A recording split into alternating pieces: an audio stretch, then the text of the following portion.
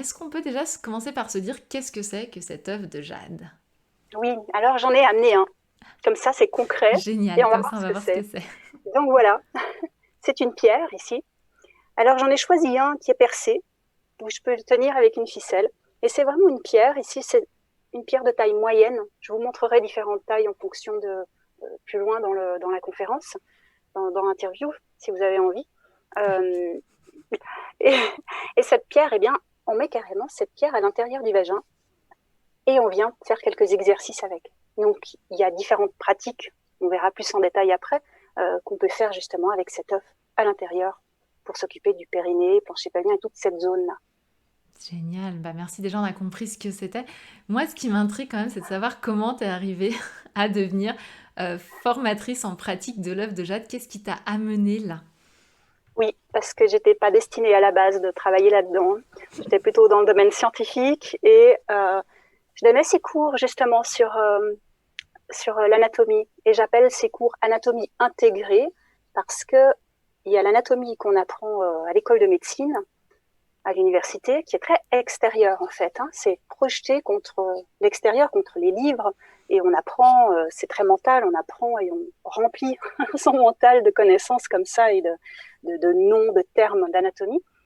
Et en fait, j'aime, moi, l'anatomie intégrée, ça veut dire ressentie dans le corps.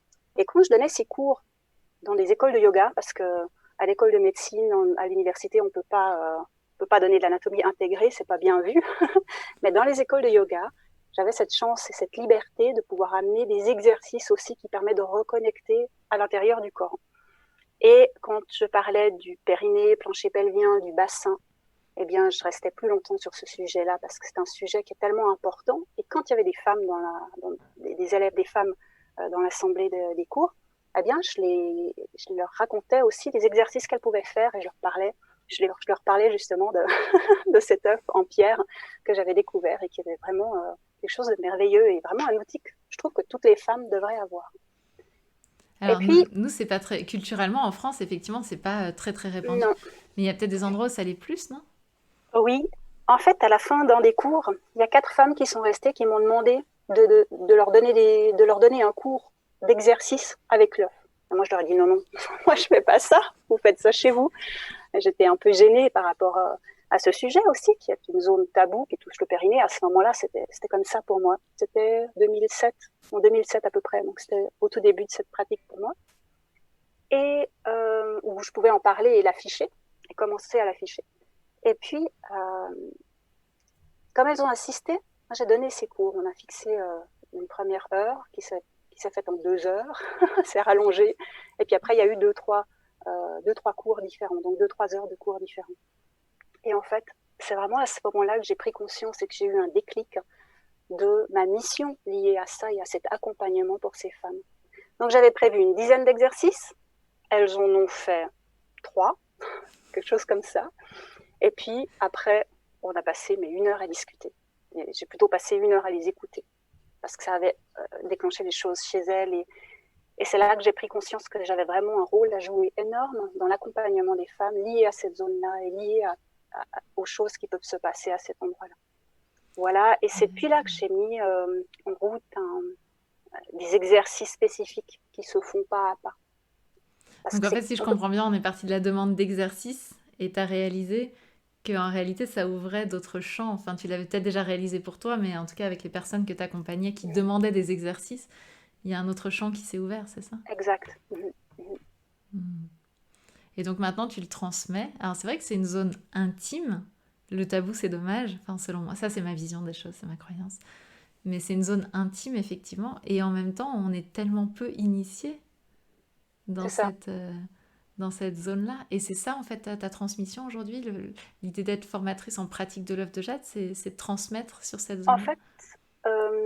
fait, aujourd'hui, c'est parce que c'est une histoire de temps, l'agenda qui est pris et l'importance de transmettre plus loin et je peux pas faire plus de cours. Donc, du coup, c'est important pour moi de donner le flambeau plus loin et puis de transmettre tout cet enseignement pour que d'autres femmes, à leur tour, puissent aussi le partager plus loin et puis l'enseigner plus loin. C'est ça qui m'a poussée maintenant à mettre cette formation certifiante. Ça, c'est tout nouveau, hein, c'est cette année.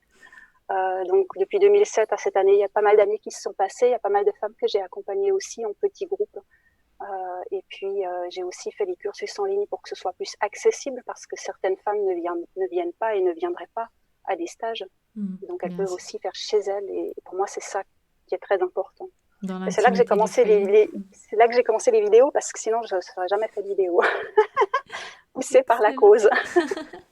Mais c'est ça, C'est hein. vraiment On est ça. dépassé par quelque chose qu'on veut transmettre, ça me parle, ça.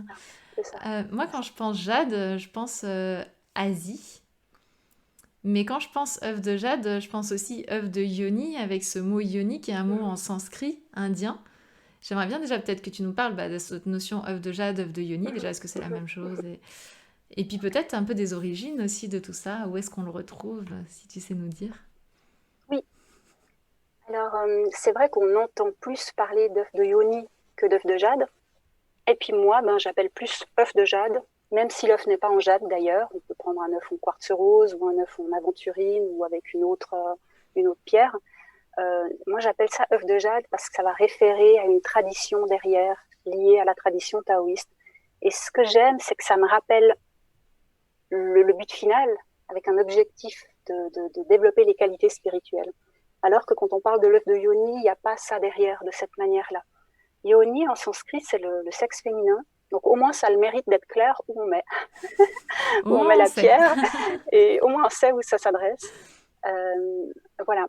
Alors, donc traditionnellement, œuf de jade, ça nous vient de la Chine ancienne.